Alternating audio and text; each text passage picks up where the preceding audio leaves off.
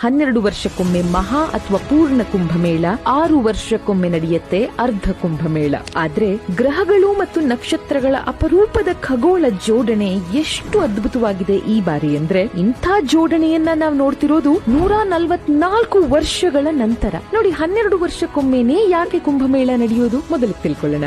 Jupiter ಅಂದ್ರೆ ಬೃಹಸ್ಪತಿ ಗ್ರಹದ ಹೆಸರಿನ ಮೂಲಕ ಹೇಳ್ಬೇಕಂದ್ರೆ ಗುರುಗ್ರಹ. ಸೂರ್ಯನ ಸುತ್ತ ಒಂದು ಸುತ್ತು ಸುತ್ತೋದಕ್ಕೆ ಅಂದ್ರೆ ಫಾರ್ 1 ರೆವಲ್ಯೂಷನ್ ಇದಕ್ಕೆ ತಗೊಳ್ಳೋದು 11.86 ವರ್ಷಗಳು, ಅಂದ್ರೆ 4333 ದಿನಗಳು. ಆದ್ರೆ ಇದನ್ನ ನಾವು 12 ಅಂತ ರೌಂಡ್ ಆಫ್ ಮಾಡ್ಕೊಳ್ಳೋದ್ರಿಂದ ಆ ಡಿಫರೆನ್ಸ್ ಇನ್ ಡೇಸ್ ಏನಿದೆ ಇದು ಶತಮಾನಕ್ಕೊಮ್ಮೆ ಅಡ್ಜಸ್ಟ್ ಆಗುತ್ತೆ. Just like leap year concept. ಭೂಮಿ, ಸೂರ್ಯ, ಚಂದ್ರ, ಗುರು ಒಂದೇ ಸಾಲಿನಲ್ಲಿ ಬಂದು ನಿಂತಿರೋ ಅತೀವ ಶುಭಪ್ರದ ಘಳಿಗೆ ಇದು. ಸೈಂಟಿಫಿಕಲಿ ಅಂತ ತಗೊಂಡಾಗ್ಲೂ ಇಂಥ ಪ್ಲಾನೆಟರಿ ಅಲೈನ್ಮೆಂಟ್ಸ್ ಭೂಮಿಯ ಶಕ್ತಿಯನ್ನ ಹೆಚ್ಚಿಸಿ ಅದರಲ್ಲೂ ವಿಶೇಷವಾಗಿ ತೀರ್ಥಕ್ಷೇತ್ರಗಳಿಗೆ ಅತೀವ ಶಕ್ತಿಯನ್ನ ನೀಡುತ್ತೆ. ಯಾಕಂದ್ರೆ ಭೂಮಿ ಮತ್ತು ಮನುಷ್ಯರು ನಾವು ಎರಡರಲ್ಲೂ 72% ನೀರೇ ಇರೋದು. ಇನ್ನು ಪ್ರತಿ 12 ವರ್ಷಕ್ಕೊಮ್ಮೆ ಇಂಥ ಪ್ಲಾನೆಟರಿ ಅಲೈನ್ಮೆಂಟ್ಸ್ ಕುಂಭಮೇಳಕ್ಕೆ ಸಾಕ್ಷಿಯಾಗುತ್ತೆ. ಆದ್ರೆ ಇದನ್ನ ಆಚರಿಸುವ 4 ಪುಣ್ಯಕ್ಷೇತ್ರಗಳಲ್ಲಿ ಆಯಾ ಕ್ಷೇತ್ರದ ಆಸ್ಟ್ರೋನಾಮಿಕಲ್ ಅಂದ್ರೆ ಖಗೋಳ ಶಾಸ್ತ್ರೀಯ ಬದಲಾವಣೆಗಳಿಂದ ಕುಂಭಮೇಳದ ದಿನ ನಿಗದಿಯಾಗುತ್ತೆ. ಜನವರಿ 13ರಂದು ಪ್ರಾರಂಭವಾಗಿ ಫೆಬ್ರವರಿ 26ರವರೆಗೆ ಉತ್ತರ ಪ್ರದೇಶದ ಪ್ರಯಾಗ್ರಾಜ್ ನಲ್ಲಿ ನಡೀತಾ ಇದೆ